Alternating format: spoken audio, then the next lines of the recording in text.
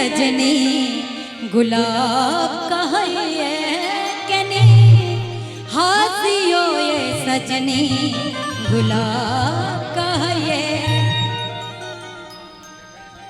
बहुत ही प्यारी लाइन है ये। फूल झर झर के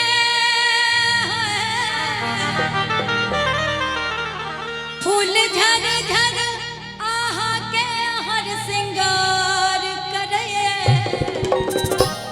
केने हंसियो ये सजनी गुलाब कहिए केने हंसियो ये सजनी गुलाब कहिए।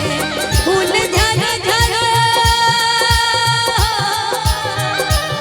फूल झर झर आहा के हर सिंगार कहिए केने हंसियो ये सजनी गुलाब कहिए केने हंसियो ये सजनी गुलाब कहिए।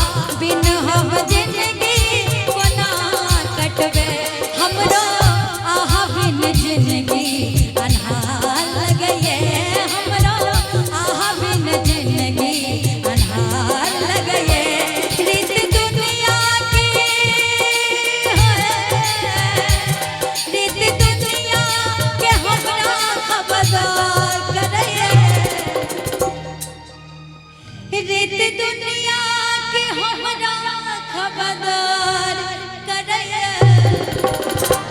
कोना हंसिए करे धक धक करे कोना हंसिए करे धक धक करे।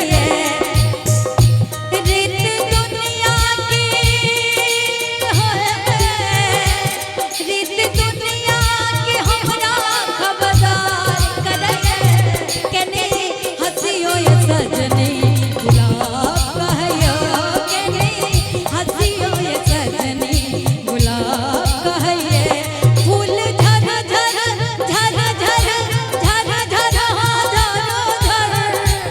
फूल झर झर आहा के हर सिंगार कहिए केने हंसियो ये सजनी गुलाब कहिए केने हंसियो ये सजनी